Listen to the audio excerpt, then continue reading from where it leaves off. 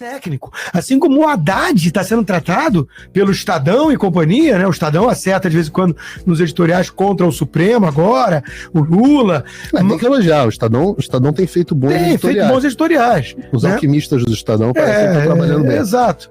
Só que o Estadão trata o Fernando Haddad como um fiador da responsabilidade fiscal. Aí sai uma pesquisa da Quest, 86% dos entrevistados de mercado dizendo que o governo está na direção negativa e 2% dizendo que está na direção positiva, que eu quero achar esses dois, né?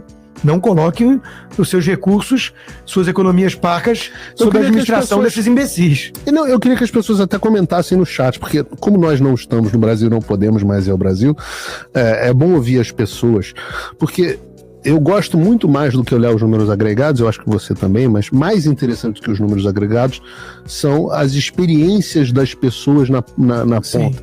Claro que tem o risco de ser meio anedótico, mas eu converso com... Não, é o pulso, é o pulso da economia. É o pulso. Eu converso com todo mundo, todos os empresários que são amigos, desde os maiores empresários até os pequenos empresários. Então, ontem eu estava conversando com o dono de uma marmoraria pequena e ele falando, Paulo, aqui tá horroroso. Todo mundo morrendo de medo, ninguém investe nada, ninguém acredita no futuro para daqui a 6 meses. Então há um sentimento generalizado, o dono da padaria reclamando da padaria, o dono da construtora reclamando da construtora, então o Armínio, o Fraga e o Meirelles com medo. Então, meu ponto é o seguinte, será que a desgraça econômica profetizada pelo Ciro Gomes, em terra de cego quem tem um olho é rei, e na terra Brasilis, até Ciro Gomes é profeta, né?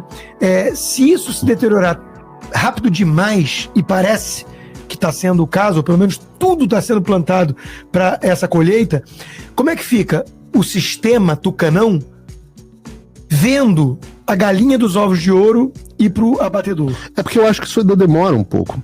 O Lula pegou uma herança bendita muito, muito favorável. A relação dívida-PIB estava bem mais ajustada do que o Bolsonaro recebeu. Acho que a gente está com 70 e poucos % de relação dívida-PIB, que é baixo para o padrão atual mundial. É claro que se você falasse isso 20 anos atrás, seria uma insanidade. Mas o mundo inteiro está muito mais endividado. Os Estados Unidos 120% do PIB devendo. Você tem fenômenos como o Japão, que 300% do PIB de dívida. A própria Europa passando dos 100%, quase todos os países. Então, o Brasil numa situação razoavelmente melhor. São Paulo despontando, porque o Tarcísio faz o trabalho de casa, vai atrair investidor para São Paulo, tudo, mas São Paulo é o maior. Um terço da economia brasileira. Um quarto a um terço do PIB do Brasil. Então carrega nas costas. E da produção industrial bem mais até. Você tem o outro lado, que é o agro, que o Brasil é muito bom em agro, e os investimentos de agro são feitos, e comida vai ser sempre necessária para o mundo, com ainda choques de grandes produtores como a Ucrânia, passando por problemas sérios. Então, você tem fôlego para aturar desaforo, esse que é o ponto. Fôlego para aturar desaforo, esse é o meu medo. E eu acho que o PT está indo com sede ao pote, mas além disso, uma coisa que eu não gosto, eu sou contra a autonomia do Banco Central, a independência do Banco Central, eu sou contra, sempre fui. Eu sei que agora, nesse momento, parece positivo, mas transferir o poder dos representantes do povo para os burocratas tecnocratas, eu nunca acho uma boa ideia, e é uma posição meio controversa, né? Mas nesse momento está sendo favorável, porque ele não consegue cagar a política monetária ainda. Ainda tem um fôlego. Que esse é meu ponto. Será que o Roberto Campos Neto não devia jogar a toalha e deixar a coisa degringolar mais rápido? Eu não sei. Talvez ele esteja falando o seguinte: eu vou ficar aqui até o final e vou tentar segurar, porque a minha ação... a missão dele. A minha ação tem consequência na vida das pessoas. Então, eu acho que tem ainda gordura para queimar, para segurar a economia, para a economia não se degringolar. Mas se for isso aí, Paulo, primeiro que nós estamos ferrados. Pensa no choque de 2015 da Dilma. O que levou ao choque de 2015 da Dilma?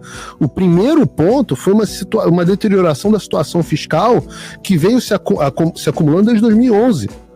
Então a deterioração da situação fiscal, ela não é, nesse ano o governo vem com arcabouço fiscal, aí faz um déficit de 200 bi, 300 bi, no ano que vem de quanto, aí aumenta a relação dívida PIB, no ano que vem é de quanto leva uns anos aí, e esse é o ponto, né? Outra coisa, o combate inflacionário que foi feito exemplarmente pelo Brasil,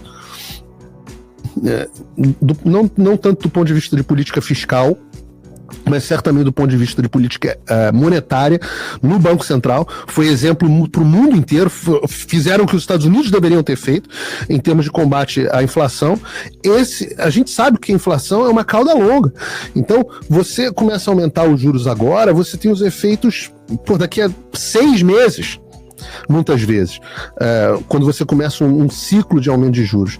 E o Brasil fez o dever de casa no governo Bolsonaro com o Campos Neto, e quando o Campos Neto sair e entrar alguém para cagar a política monetária, porque a política fiscal já vai estar cagada, quando entrar alguém para fazer isso... Leva tempo da inércia.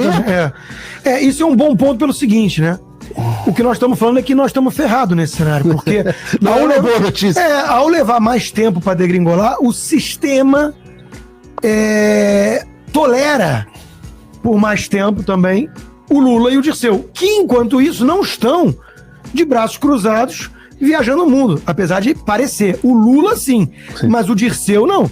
A turma do PT está trabalhando para não repetir os erros do passado. Quais foram os erros, na visão deles? Não ter cooptado o poder geral, os militares, a imprensa, não ter censurado, e eles estão vindo com sede ao pote. Eles estão conseguindo outra coisa importante, que uma das grandes vitórias que nós tivemos no Brasil nos últimos anos e que levou ao quase que desaparecimento do PT por todo o Brasil. O PT eleitoralmente se tornou quase que desprezível no Brasil. Uma das razões desse fenômeno foi o estrangulamento financeiro. Com a Lava Jato, com todas as críticas que eu sempre fiz à Lava Jato, mas o fato é que a Lava Jato estrangulou financeiramente o PT. Imposto sindical. E o outro lado do imposto sindical. Então, e a outra, o corte do Bolsonaro para as ONGs. Entendeu? Então você criou um sistema onde o PT ficou sem munição para a batalha. Sem mortadela. Quando eu falo para as pessoas que é importante que elas façam doação, se inscrevam, participem do seu Locals, do meu Locals, contribuem com um instituto, contribuem com causas que elas acreditam. E isso o americano já tem dentro de si. É porque simplesmente não tem ninguém do nosso lado desviando dinheiro para custear operações como essa. Então, cabe a quem? Da mesma forma que nós dizemos que cada indivíduo... Nós dependemos sempre do voluntariado individual. Enquanto que a esquerda tem esses drenos dos recursos públicos. E eles já estão fazendo isso. Já estão aparelhando os fundos estatais, os fundos de pensão. E com isso, os caras vão angariar uma munição... É grana para comprar muita infinita, gente. Infinita. Então é uma guerra que começa a se tornar desigual, de forma que eles ganham munição, inclusive, para quando esses Alckmins quiserem, os Alexandre de Moraes quiserem lá com a turma desde o dono do poder, quando eles quiserem se voltar contra o PT, talvez já esteja tarde demais. Esse que é meu ponto. As prostitutas da imprensa, porque tem tag, tem preço, o PT pode pagar caro também. Tem os dois lados, as prostitutas da imprensa têm preço e o PT compra, e segundo, tem amor também.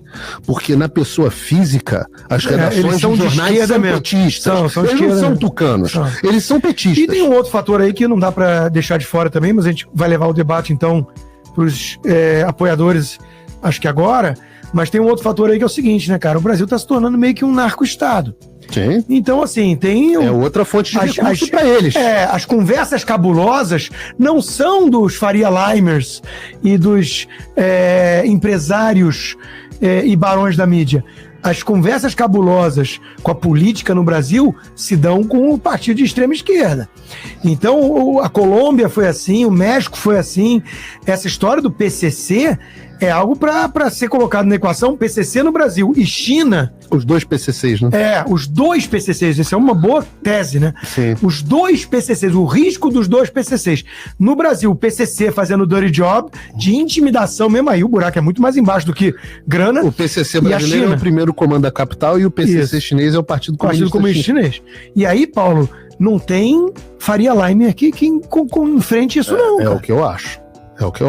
E acho que em termos de escrúpulos, se a briga é por quem tem mais escrúpulo, quem joga mais sujo, eu acho que a turma dos PCCs é muito menos escrupulosa. Não,